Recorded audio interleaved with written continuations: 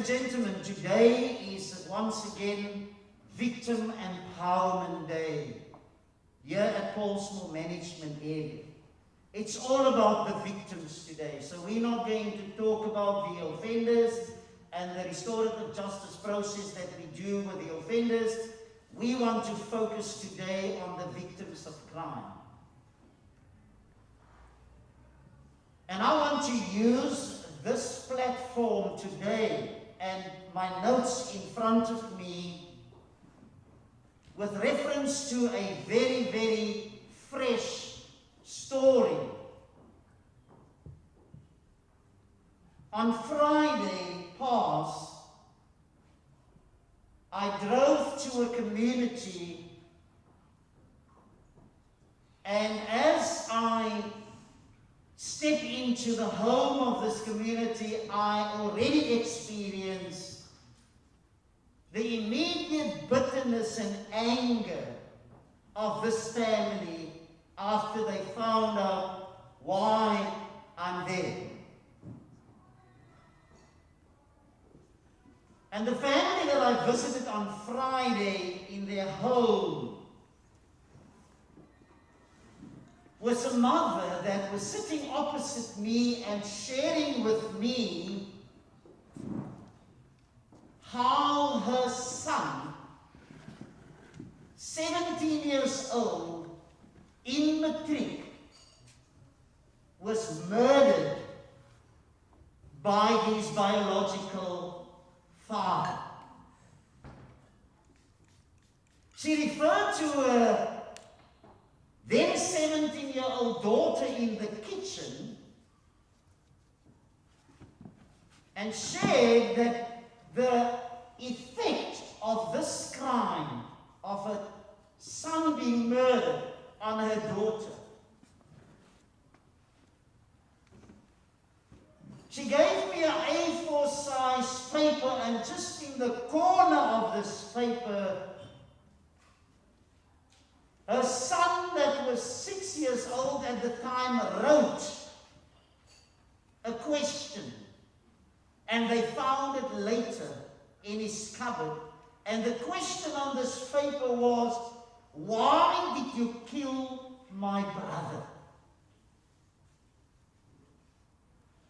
And I shared this notes with this family on Friday, because when we reach out to victims, we do not speak about the offender. Over the last 22 years, how victims lost control of their feelings, how victims will always remember, whether it's Christmas, whether it is any other religious activities, whether it is New Year, whether it is birthdays, they won't forget their loved ones. I also experienced what victims experience, the loss of safety. People don't feel safe anymore. This mother is so protective over her children. And as I shared with this victim's mother, I can just imagine what you experienced. She confirmed all this. And up to last night, during the phone call, she said to me, "It seems to me that you are recognizing what we experience, and for that reason, I considered something that I will share with you later." So, ladies and gentlemen, when it comes to victims, we must be so sensitive to what victims experience after they found out about the crime, during the court case, and even afterwards. What they also experience is the ripple effect of crime, because many offenders will tell us, "We thought it's just between me and my direct victim. We never realized that crime has a ripple effect."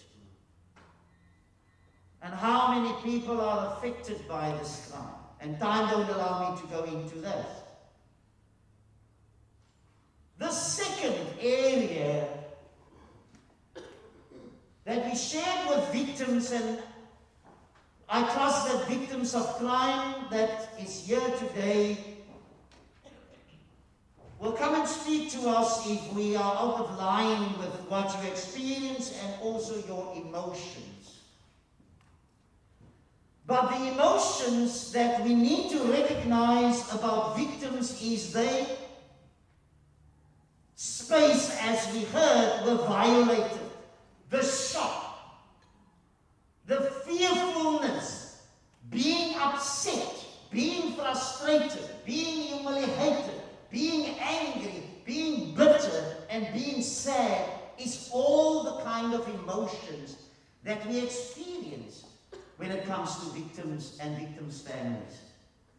So we recognize what victims experience, we recognize the emotions of victims, but thirdly, we also recognize what victims want.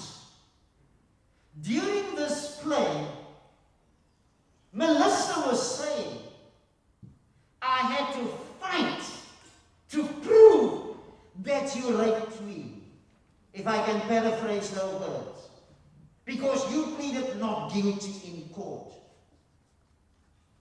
I recognize even in this play and over the years that victims want something from offenders. And this is not just in our country. We travel to different countries for the last few years, and whenever we engage, whether it is in training, in seminars, in workshops, we found that this is what victims want internationally. And this is what I want to share with you also, that we recognize it's not just what they experience, it's not just about their emotions, but it's also what they want. Victims want truthful answers. Many times we think that victims want finances to survive after the crime was committed. But we found the most powerful move forward for victims or victims' family is truthful answers. Taking responsibility for the crime. Accepting what you did. Because right across the world, there is about 55 to 65% of men and women being found guilty by the court of law that pleaded not guilty, denied the crime. One specific management area called us in. And this management area had 90 men that were sentenced to life in prison. And the professionals found that over more than 12 years of these 90 men that was incarcerated over that years still pleaded not guilty. And we were called in, and I requested for this 90 people to be split in 30. And we went through a process with 30 of them at a time, with a minimum of 70 hours. And some of this information was also shared with them. That they needed to recognize that victims want truthful answers. Because they can't respond to lies. They will be victimized again. So if you can't give them the truthful answers, why can't we allow you to engage with them? I can say today, and it can be confirmed by the specific management area, that all offenders serving that life sentence, by the end of their process, in front of their own family that we also called into this process, told their families after 12, 15, 18, and 22 years, respectfully, we lied to you. We are guilty. It's time that we give to the victim's family the truth. And that was the breakthrough. Victims want truthful answers. Victims want the offender to take full responsibility for the actions, for the crime, for the criminal behavior. Victims want to be empowered again, because we hear from time to time the fear of the victims when they even just heard that Johnny might be released on parole. But when do we have this victim-offender dialogue processes, and when we engage with the victims' families, we sense that they felt empowered again because they could face this person. Last night, this lady was saying something that we have for years, but all victims also want. Victims want to tell their story. And last night, the mother of the son that was murdered said, we are ready to face our son's murderer, and it happened to be my ex-husband. We said as a family, I spoke to my children, and my children said, it's now time for us to go and confront our father. And so tomorrow morning, I will go and pick up this family and drive them to that specific management area where they will have the opportunity to see if they can get truthful answers, be empowered again, to experience whether this offender will take full responsibility for the crime, and for them to have the opportunity to tell their story. Because she said, I want to sit opposite him and tell him what I went through and what I'm still going through. Victims want restitution. How can you make right this wrong? You can't bring back my son, but how can you help to make right this wrong? And lastly, what victims want is, victims want to experience a very important move, because we hear it in the courts as well. Victims want offenders to at least show some kind of remorse.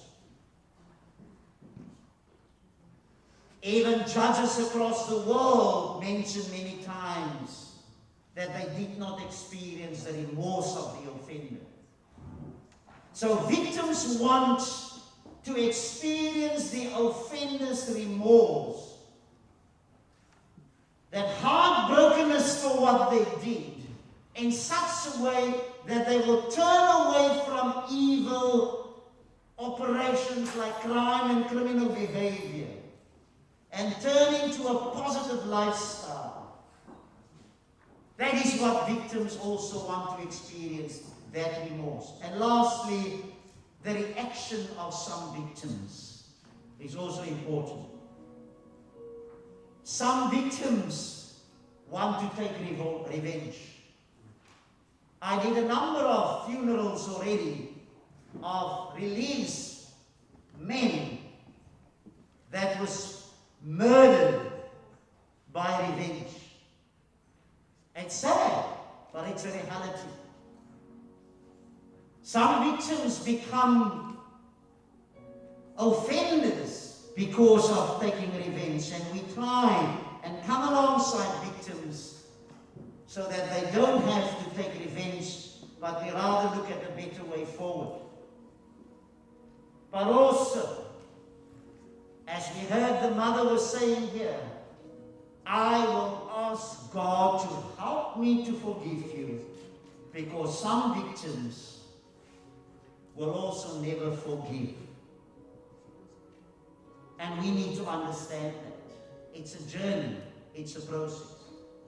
So in closing, if you are a victim of crime, if you're working with victims, if you're engaging with our communities, if you want to take this theme of our series, that we work towards a justice that heals. And as we look at the justice scale, which we don't have time to refer to now in detail, the Greek philosophy of this justice scale was a justice that brings a balance. And what Dr. Howard Zare is saying, work towards a justice that heals.